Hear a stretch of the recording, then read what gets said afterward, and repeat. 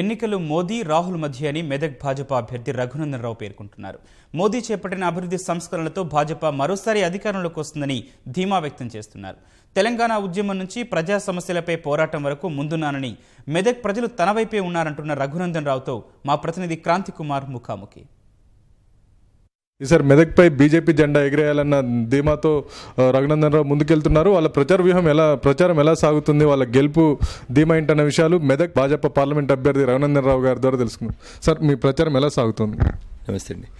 అంటే దాదాపు 2 దశాబ్దాలుగా ఈ జిల్లాతోటి నాకున్నటువంటి అనుబంధం, ఒక జర్నలిస్ట్గా, ఒక న్యాయవాదిగా, అనేక ఉద్యమాల్లో పాల్గొన్నటువంటి ఒక వ్యక్తిగా, తెలంగాణ రాష్ట్ర సాధన సమయం లోపల కేసీఆర్ గారి సొంత జిల్లాకి జిల్లా అధ్యక్షుడిగా పనిచేయడంతో పాటు అనేక కేసులు, పోలీస్ స్టేషన్లు, బెయిల్లు, లాఠీ ఛార్జీలు, రకరకాలైనటువంటి సంఘటనలలో జిల్లా మొత్తం నాతో కలిసి దాదాపు ఒక పుష్కర కాలం పాటు కలిసి పనిచేసినటువంటి అనేక మంది యువకులు ఒక్కసారి మా గొంతుక వినిపించే రఘునందన్ లాంటి ఒక ప్రజా సమస్యల మీద అవగాహన ఉన్న వ్యక్తి పార్లమెంట్కి వస్తే బాగుంటుంది అనేటువంటి ఆలోచన ఏదైతే జిల్లా ప్రజానీకంలో వచ్చిందో దానివల్లనే ఖచ్చితంగా నేను గెలుస్తానని చెప్పి భావిస్తా ఉన్నాను.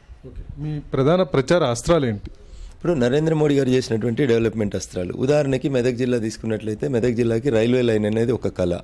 తూప్రాన్ దగ్గర ఉన్నటువంటి మనోహరాబాద్ దగ్గర నుంచి పెద్దపల్లికి రైల్వే లైన్ వేయిస్తామని గెలిచిన ప్రతి ఎంపీ చెప్పేవారు. ఆఖరికి యూపీఏలో మా కేంద్ర మంత్రిగా ఉన్నప్పుడు కూడా కేసీఆర్ గారు యూపీఏ 1లో చెప్పారు.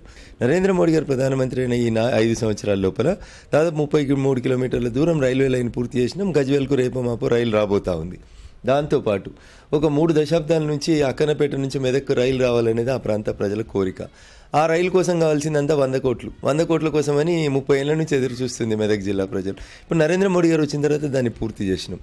జాతీయ రహదారుల విస్తరణ, పటాన్చెరు వరకు ఎక్స్టెండ్ అయినటువంటి మెట్రోని తిరిగి సంగారెడ్డి చౌరస్తా వరకు ఎక్స్టెన్షన్ చేయడం, ఇట్లా ఈ జిల్లా కోసం, ఈ జిల్లాలో ఉన్నటువంటి ప్రజల కోసం నేను చేసినటువంటి పోరాటాలకి నాకు ప్రజలు గుర్తించి ఒక గౌరవాన్ని ఇస్తారేమో. ఈ సందర్భాన్ని అన్ని నియోజకవర్గాల ప్రజలు కూడా ఓటేస్తారని నేను భావిస్తా ఉన్నాను, ఇర్రెస్పెక్టివ్ ఆఫ్ పార్టీస్.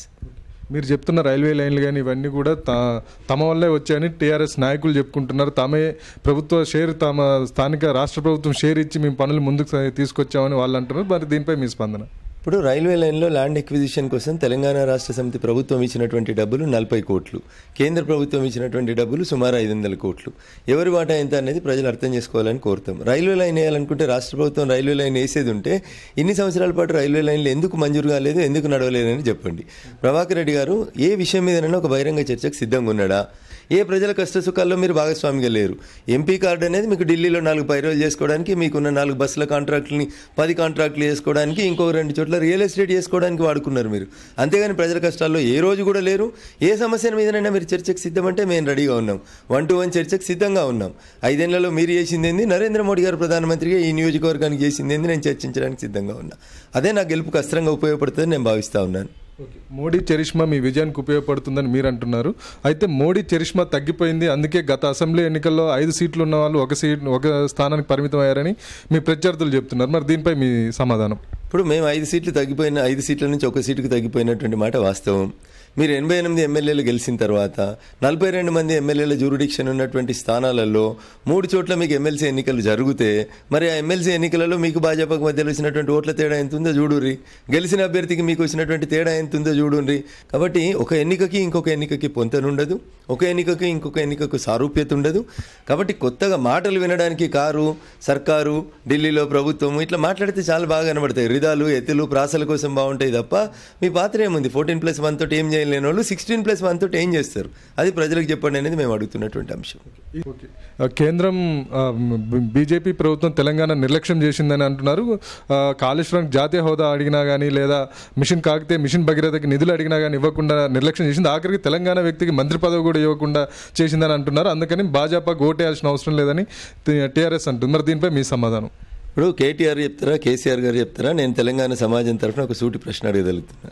2014లో చంద్రశేఖరరావు గారు ముఖ్యమంత్రి అయిన తర్వాత ఏడాది లోపు దళితుడైనటువంటి రాజయ్యని మీరు ఏ కారణాలు చెప్పి మంత్రి పదవి నుంచి తొలగించారో తెలంగాణ సమాజానికి సూటిగా సమాధానం చెప్పండి.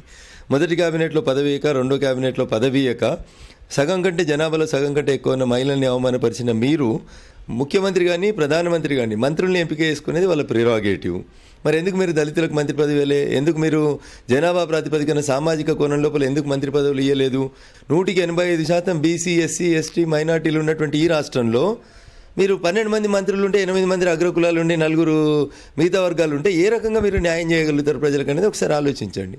కాబట్టి తెలంగాణ రాష్ట్ర సమితి నాయకత్వం మాటలు కోటలు ఉంటాయి తప్ప చేతలలో ఎక్కడ కూడా వారు సఫలీకృతం కాలేకపోతున్నారు. సరే, జనం ఓట్లేసినారు, గెలిచినారు, కానీ ప్రతిపక్షానికి కూడా కొన్ని సీట్లు ఇచ్చారు, దాన్ని కూడా గౌరవించండి. చట్టబద్ధంగా రావాల్సిన నిధులే తప్పించి ఎలాంటి ప్రాధాన్యం ఇవ్వలేదు తెలంగాణ పథకాలకని టీఆర్ఎస్ అంటుంది. ఇది మీకు డ్రాబ్యాక్ కాబోతుందా రేపు ఎలక్షన్లో? నేను మళ్ళీ చెప్తా ఉన్నాను, కేంద్ర ప్రభుత్వం 2014లో అధికారంలోకి వచ్చిన తర్వాత 2019 ఏప్రిల్ వరకు ఒక్క రాష్ట్రంలో ఒక్క జాతీయ ప్రాజెక్టు హోదా ఇచ్చినటువంటి అంశాన్ని చూపెట్టండి. కేంద్ర ప్రభుత్వం 15 రోజులలో దామరచర్ల పవర్ ప్రాజెక్టుకి అనుమతులు ఇచ్చినటువంటి కేంద్ర ప్రభుత్వాన్ని ఈ శాసనసభ అభినందిస్తుంది అని చెప్పి మీరు తీర్మానం పెట్టిరా, పెట్టలేదా? గజ్వెల్కి ప్రధానమంత్రి వచ్చిన రోజు నా 4 దశాబ్దాల రాజకీయ జీవితంలో ఒక అవినీతి ఆరోపణ లేకుండా ఇంత గొప్పగా ప్రభుత్వాన్ని నడిపిస్తున్నందుకు నేను నరేంద్ర మోడీ గారిని అభినందిస్తున్నాను కేసీఆర్ చెప్పినరా, చెప్పలేదా?